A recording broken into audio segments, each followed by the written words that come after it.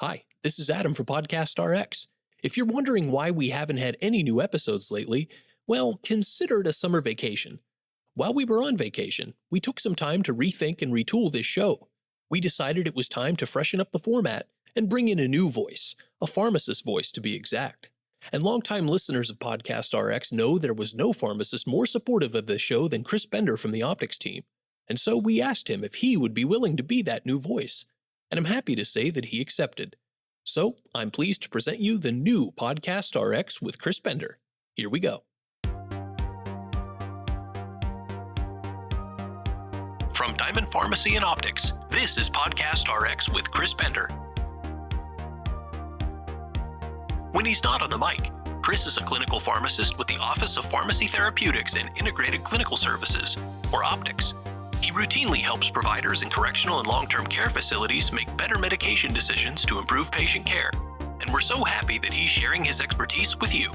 I'm hoping that today can be a real knowledge booster. A classic Batman and Robin or Jordan and Pippin type scenario. A full armamentarium of options that clinicians can choose from. For this debut episode of September 2024, Chris rounds up and reviews some relevant medication news. We discuss healthy aging topics, including multivitamins, fall prevention, and Alzheimer's drugs in our main segment. And we finish out the show with a light but serious look at contaminants in vitamins and supplements. I'm Adam Campbell, and thank you for listening.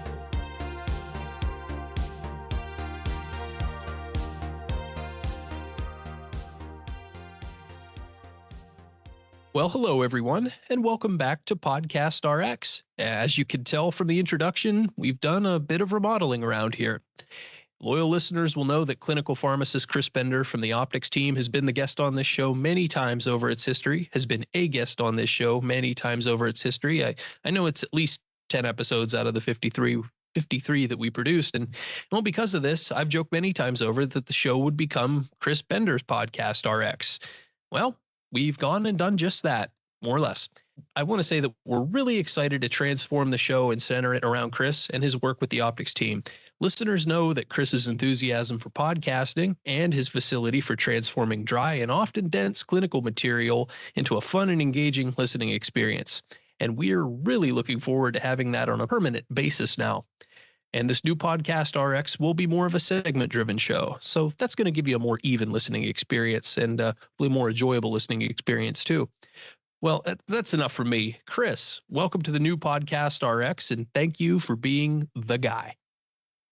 Well, thanks a lot, Adam. Love what you've done with the place. And listen, I'm just glad that I kept all my punch cards from all the previous episodes. Turns out, if you're on enough episodes, you eventually become a permanent host. So it's nice to be here. But in all seriousness, though, I'm really honored that you and your team thought highly enough of me to make me a permanent fixture on the show. And obviously, I'm really excited to be part of this revamp.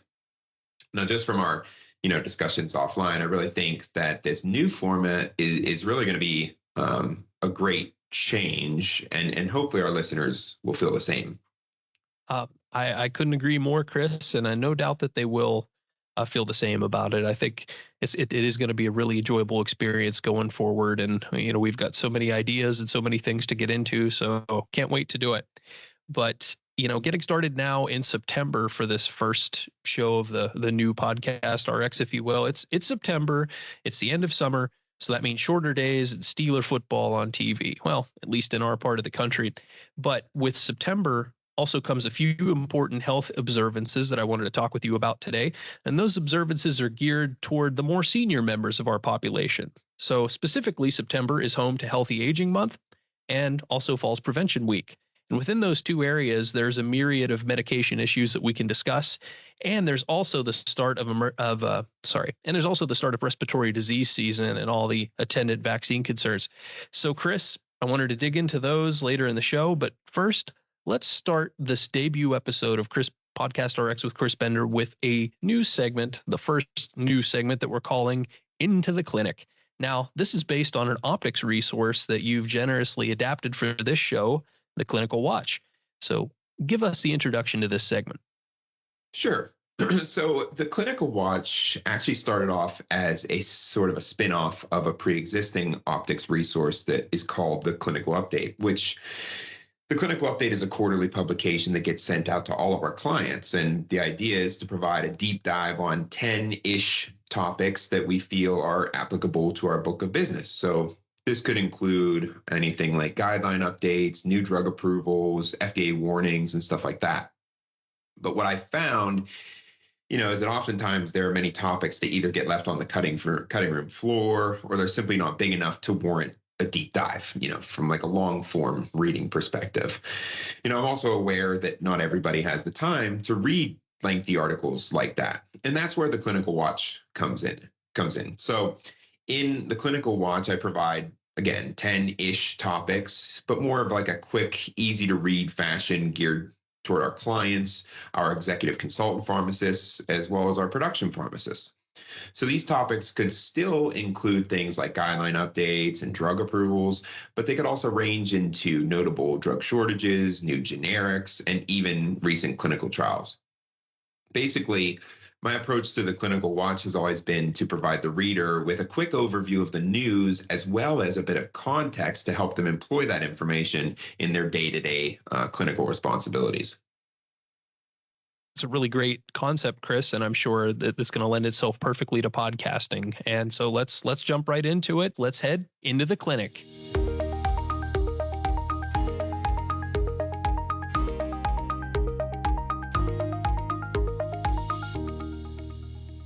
All right.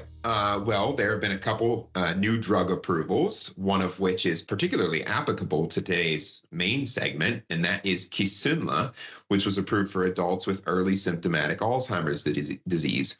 But of course, we'll leave that one for a little bit later. The other was Ohtuvayre, which was approved for adults with COPD. Now, it's a nebulized PDE3 and 4 inhibitor, which is a somewhat new mechanism of action for the disease state. But I want listeners to note that roflumilast is a PDE4 inhibitor, and that's been approved for COPD since 2011, and it's actually available as a generic. Now, basically, Ohtuvayre improved FEV1 by an average of 90 milliliters over placebo across its phase 3 trials, which is respectable, but it falls slightly below what is considered to be the minimum clinically important threshold of about 100 milliliters. Now, additionally, patients in these trials were only being treated with one long-acting bronchodilator, which might limit the applicability of these results. Now, namely, because one, guidelines recommend adding a second bronchodilator to those who are not well controlled on one bronchodilator. And clinical trials have shown that adding a second bronchodilator can yield larger improvements than those seen with this medication. So overall, obviously, not to poo-poo it, it's always good to have more treatment options. But in my opinion, Ohtuvayre would probably be best reserved for those patients who remain symptomatic despite using dual bronchodilators plus an inhaled corticosteroid if they have inflammatory markers, as well as oral roflumilast. Now, moving on, there were also some interesting studies that came out. So the first of these was regarding PSA levels for transgender women who are receiving estrogen therapy. Now, this trial was interesting because transgender women will still require screening for prostate cancer, but because they're receiving estrogen, their PSA levels will be artificially low, leading to potentially missed cases. So this study showed that among this population, the median PSA was 0.02 nanograms per ml, which is substantially lower than the median PSA of 1 nanogram per ml among cisgender men. Now, traditionally speaking, prostate cancer suspicion starts when PSA exceeds 4 nanogram per ml, but because of these findings, providers may need to rethink the utility of this threshold when evaluating transgender women.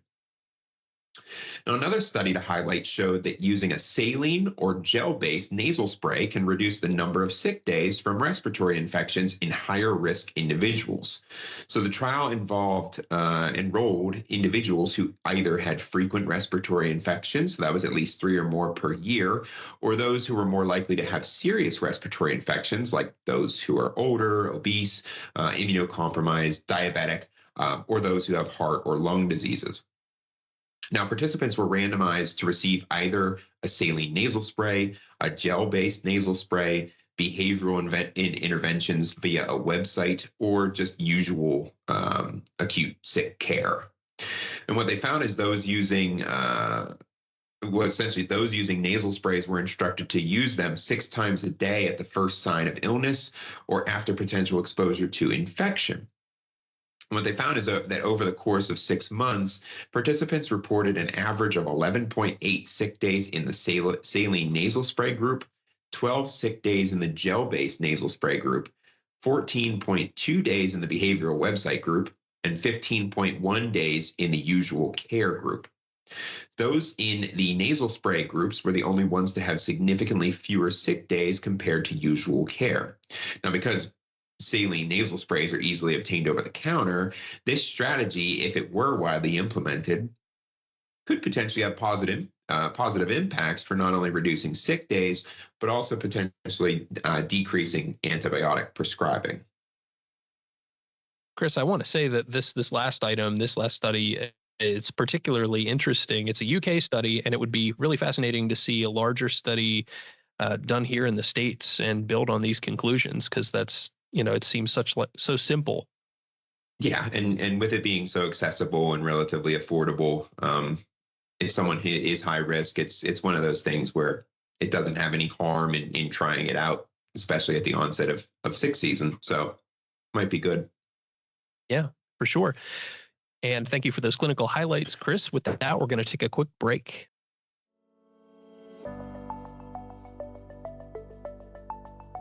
In the realm of corrections health, not all electronic health records are created equally. Sapphire EHR is a comprehensive, cloud-based electronic health record designed specifically for correctional health providers. Since 2011, Sapphire has worked one-on-one with healthcare staff in jails and prisons to develop and refine a suite of features and modules to manage total inmate patient care. From MedPass to dental care to documentation of lab results and creating custom forms, Sapphire's correction-specific features can be scaled to meet the needs of the largest correctional facilities down to the smallest local jails. And it's all backed up by 100% in-house hosting, training, and support, with a 24/7 help desk. Get a closer look at the Corrections EHR deployed in over 400 facilities across 36 states and territories. Visit www.sapphire-health.com and schedule a demo today. Sapphire EHR, cloud-based, compatible, correction-specific electronic health records. Now back to PodcastRx with Chris Bender. All right, welcome back to PodcastRx with Chris Bender. And for our main discussion today, September is Healthy Aging Month. And Chris, I wanted to pick your brain on some fairly popular pharmacy and medication topics related to healthy aging, particularly multivitamin use, preventing falls, and a breakdown of the newer Alzheimer's drugs developed in the past few years. Sure. So the concept of healthy aging really encapsulates so much, but there's been a lot of movement in those few areas that you mentioned. So I think it's good to highlight those first. And then, of course, we can kind of round it out with some brief recommendations to encourage, healthy aging as a whole. So first, let's talk multivitamins, which is, of course, one of the biggest markets in the United States and the world. 1 in 3 U.S. adults take a daily multivitamin. Sometimes they take it to restore deficiencies, but in many cases, they're taking it to simply promote general health and well-being. But the question has always been whether they actually work, and if so, what do they work for? Well, recently, we've had some clinical trials come out that shed some light on multivitamins. And the biggest of these trials was Cosmos, which is the largest trial studying multivitamin supplementation. And it evaluated the effects of daily multivitamin use on cancer, cardiovascular disease, and even mortality. So it assessed individuals over an average of 3.5 years. Now, unfortunately, multivitamin use wasn't beneficial in any of these areas. To add insult to injury, another recent study that followed individuals for 20 years showed no benefit of daily multivitamin use on the risk of death. Were there any positive outcomes? Yeah, and it was a pretty big one from a subset of three Cosmos trials. So these ones were specifically Cosmos Mind, Cosmos Web, and Cosmos Clinic, which all showed that use of a daily multivitamin for a duration of 2 years improves episodic memory. So individuals were better able to recall events from the past, like their 16th birthday, for example. But more, it also improved global cognition, which is a composite assessment including things like memory, verbal fluency, attention, etc. The magnitude of effect on global cognition was equivalent to, the researchers concluded, to reducing cognitive aging by 2 years, which obviously can be pretty profound. So, what were the main takeaways from this large trial? Yeah. So, in all, your daily multivitamin probably isn't going to reduce your risk of cancer, cardiovascular disease, or death, but it does likely provide some cognitive benefit.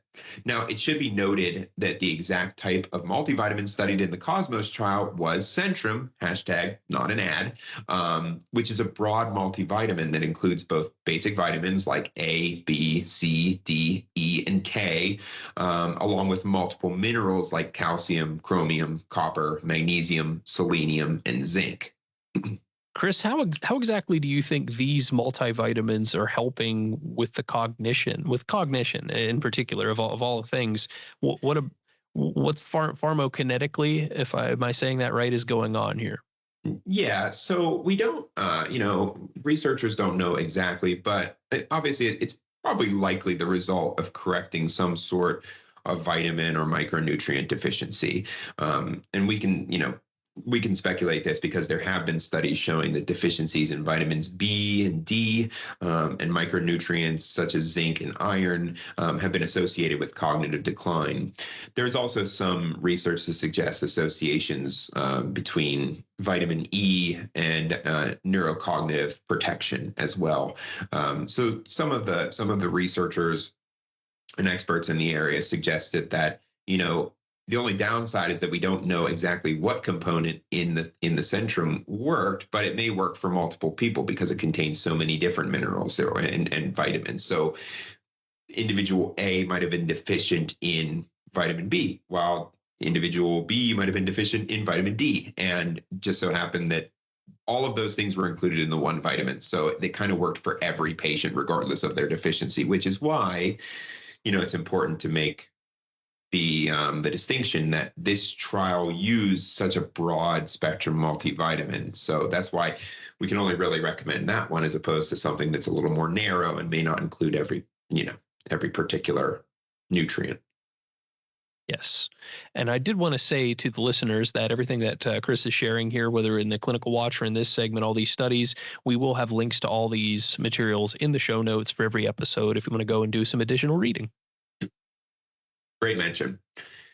So next, I know you had mentioned fall prevention, which is obviously important to consider as we age because falls can result in fractures, which can then have significant downstream effects like impaired mobility, decreased quality of life, and in some cases, even an increased risk of death.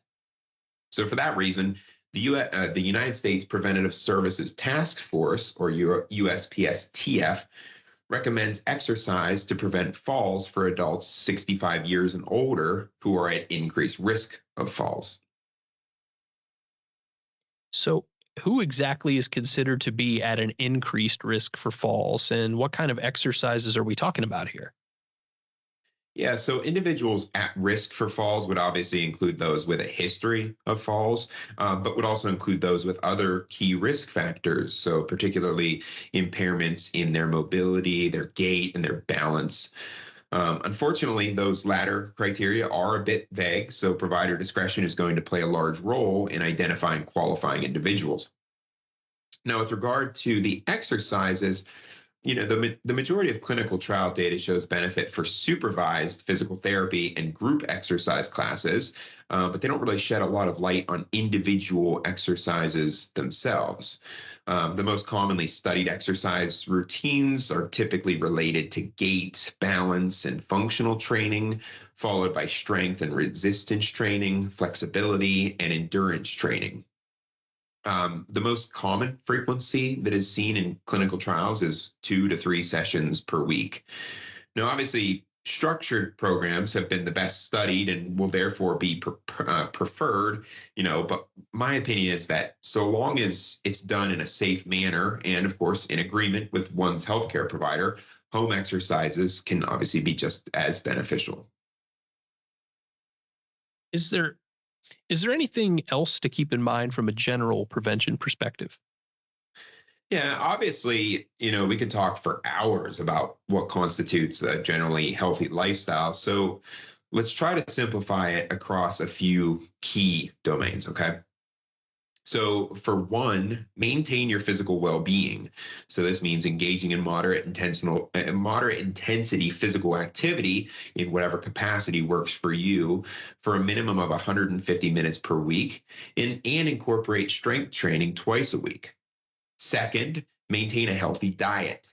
So there is an infinite amount of information online regarding diet, and it always seems like the new it diet is changing weekly. So I like to keep it simple and recommend the Mediterranean diet, since it's shown to have the greatest benefits from an overall health perspective in clinical trials. Now, essentially, the Mediterranean diet is an eating style that encourages fruits, vegetables, whole grains, nuts, legumes, and healthy oils like olive oil. It recommends dairy products daily, but in moderation. Fish and poultry a few times a week in moderation.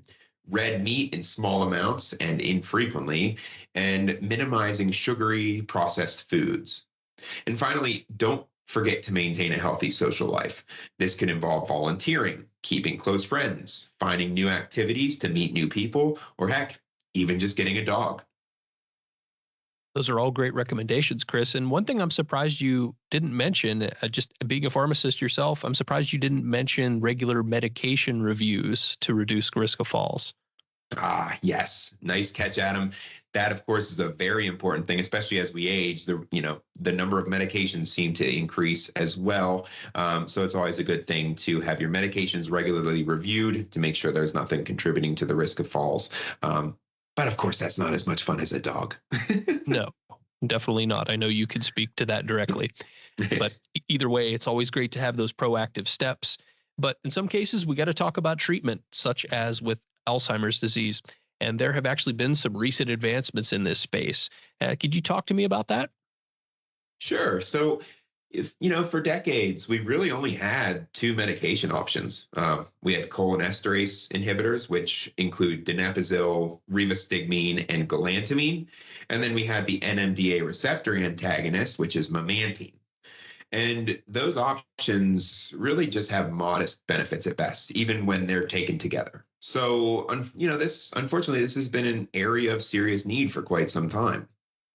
Fortunately, we are starting to see some new advancements with the introduction of the amyloid beta reducing monoclonal antibodies.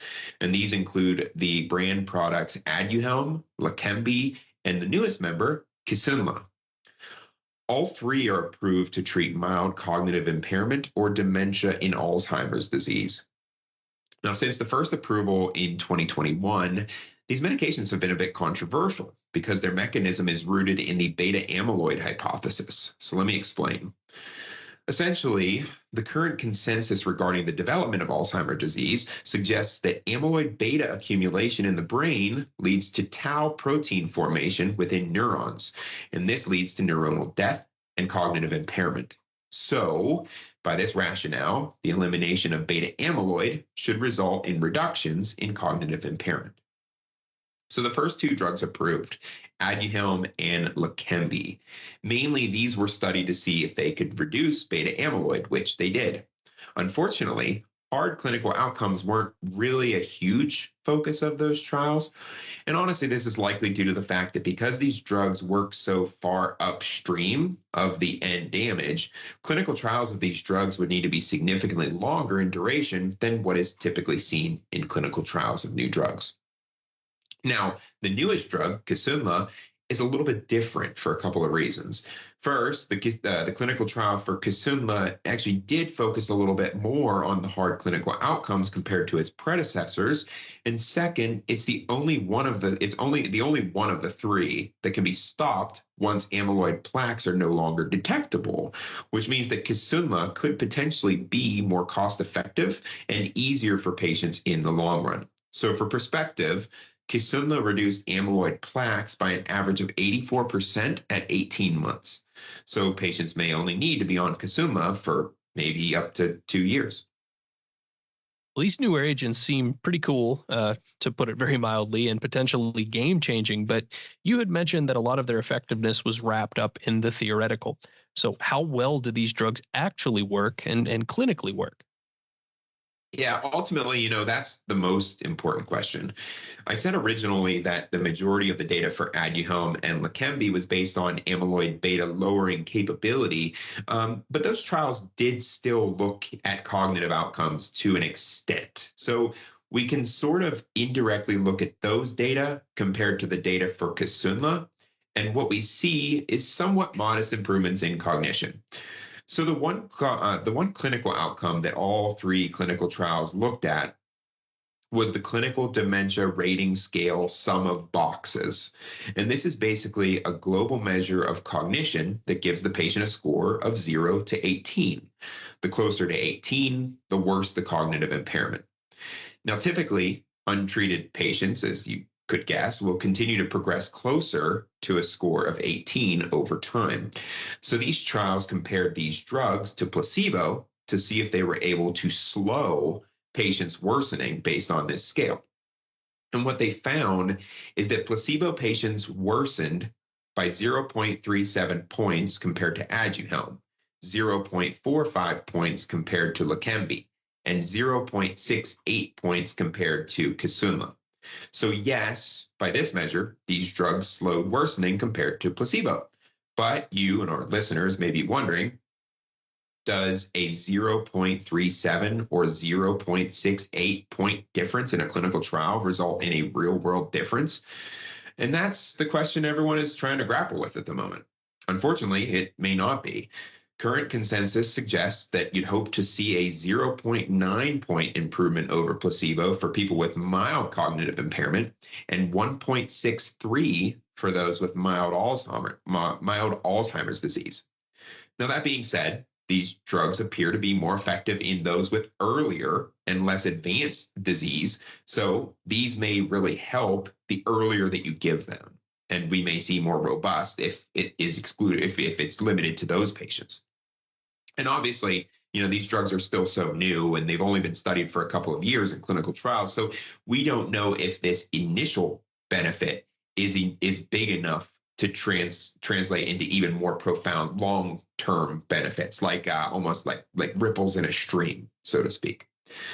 And one final note on these drugs. I know I'd mentioned three brand name drugs. Well, Aduhelm is actually being discontinued in November of this year, namely so that the manufacturer can focus more on its other drug, Leqembi. Well, I'm sure we're going to be revisiting these drugs in the coming years. Again, so much more study to do on them. But interesting that Aduhelm, which had a lot of controversy surrounding it, and as you mentioned at the top of the discussion, especially that controversy that it was sort of seemed to be fast-tracked for approval despite the late evidence. And it was also that it was expensive as well and poised to make a lot of money for the manufacturer. So it's just interesting that now it's going away. Yeah, I know it causes a lot of waves, and now it's gone. Just for my own speculation, it's probably because they have 2 drugs. The same manufacturer has both Aduhelm and Leqembi. Leqembi had somewhat better looking data in clinical trials, and if we're being honest, Aduhelm kind of had a bit of a stigma surrounding its name. So maybe they think, hey, let's just stick with the other one. Yeah, moving forward. Right, makes a lot of sense. All right, let's take another break. Everyone knows that pharmacists dispense medication, but the clinical pharmacists in Diamond Pharmacy's optics team dispense more potent resources: information and education. The optics pharmacists are frontline medication experts for Diamond's many institutional partners. Whether you work as a provider in corrections or long-term care, the optics team is standing by to answer your on-demand medication questions. But optics is far more than a drug information hotline. They also create proactive knowledge resources like webinars and this podcast to keep partners up to speed with the latest drug developments. And they help providers to better manage costs and therapeutic outcomes with their in-house medication surveillance monitoring program. Learn more about the Optics team by going to diamondpharmacy.com and clicking the Clinical Support tab. See pharmacy care more clearly with Optics. Let's get back to PodcastRx.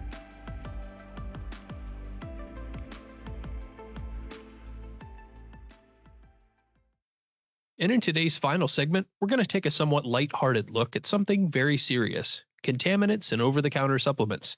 And Chris, you've given plenty of Optics presentations on vitamins and supplements, what we just talked about. And you did one of these for NCCHC pretty recently. We know how popular vitamins are with the healthy aging crowd. And we also know that supplements aren't regulated the same way as prescription drugs. So that leaves a lot of room for impropriety and impurity. Regarding the latter, I was curious, what are your personal top 5 craziest contaminants that have been found in vitamins and supplements?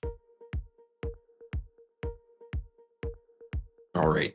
So I don't know if we should start with a number 5 or something like that. I like that. We have the most common and perhaps the least surprising one. Of all adulterated supplements reported, 45% of them are sexual enhancement products. In some cases, these supplements contain actual drugs used for erectile dysfunction, like Viagra and Cialis. So no wonder they work so well. You know, I just have to ask with that one, I do have to wonder how Smiling Bob from the Enzyte commercials is doing. Just wonder. It's a fantastic hit of nostalgia right there. And fun fact, the owner of that company, not Bob himself, the actor, but the person who actually started the company, is currently in jail for fraudulent activity. Well, so there you go. Just speaks more to your point. Exactly. Number 4, we have weight loss supplements. So these can actually be contaminated with stimulants like sibutramine, which actually used to be a prescription medication used for appetite suppression. But it's been discontinued in many countries, including the US, as it's been associated with increased risk of cardiovascular disease and strokes. Right. Just like weight gain is. Yeah, exactly. Double-edged sword. Yeah. Number 3, we have muscle building supplements. These have been contaminated with anabolic steroids or steroid-like substances. Just like you said with number 5, no wonder they work so well. Yeah, exactly. Sometimes if it works, it's got the actual stuff in it. Number 2, this is where it starts to get a little scary too. Bacterial and fungal contamination. In one assessment, researchers found bacteria in all 138 products they investigated, with many also containing toxic fungi. Fungal contamination of dietary supplements has been linked to serious liver, intestinal, and appendix damage. Well, this is straight up horror movie stuff when you get into this. And I just want to also give a shout out to another podcast out there, Swindled. I don't know if you're familiar, but it's a true crime podcast, but not the murder kind, more about financial crimes and fraud and things like that. And they recently did an episode on a compounding pharmacy up in Massachusetts, I believe, that their unclean manufacturing practices sickened people with a fungus that was really hard to treat. I think it was the largest fungal outbreak of that nature in American history. So, yeah, it's very serious stuff. Yeah, I'm not familiar with the podcast, but I'm familiar with the story, and that was absolutely massive when that came out. So yeah, a systemic fungal infection is no joke. So we got to be careful with everything, but definitely these supplements and stuff. And number 1, heavy metal contamination, which is not as good sounding as the music. No. In a study of 121 products, 5% surpassed the safe daily consumption limit for arsenic, 2% had excess lead, cadmium, and aluminum, and 1% had too much mercury. Now, if you're familiar with the Mad Hatter, too much mercury is probably not a good thing. Now, all of these underscores the importance of purchasing supplements whose quality has been verified by one of 3 highly recommended independent laboratories. These include the United States Pharmacopoeia, NSF International, and ConsumerLabs.com. Manufacturers whose products pass inspection will have a seal of approval on their bottle. So, as a consumer, whenever you're in doubt, you could, of course, always ask your pharmacist, but look for those products with the seal of approval to make sure that you're protecting yourself. That is most excellent and practical advice, Chris. And that also takes us to the end of our time. So that does it. This is the debut episode of PodcastRx with Chris Bender. And Chris, I want to thank you for taking this on. And I look forward to hearing you break down many more topics like you did today. Absolutely. Always a pleasure talking with you, Adam. And as I said, links to the material mentioned in today's segments will be included in the show notes. If you like what you hear, please follow us on the podcast platform of your choice. We actually just started our show, hosting our show on rss.com to get it out there better. And you can find PodcastRx on all the major players: Apple Podcasts, Spotify, iHeartRadio, Amazon. We also post our episodes to YouTube. Look for Diamond Pharmacy Services on YouTube, and you'll find the PodcastRx show there. Please rate, review us if you can, and we appreciate your help in building this show. Chris, thank you again. We'll be talking very soon, I think. Yes, sir. Take care.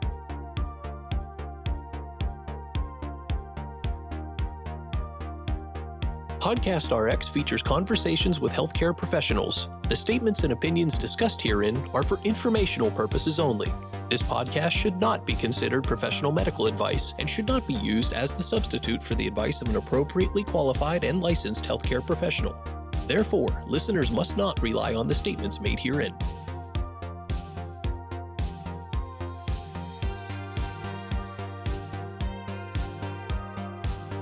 PodcastRx is a production of Diamond Pharmacy Services. Find our show on Apple Podcasts, Spotify, YouTube, or wherever you enjoy podcasts. And where possible, please rate and review. If you'd like to get in touch with the show directly, shoot us an email at podcastrx@diamondpharmacy.com. Thank you again for your support.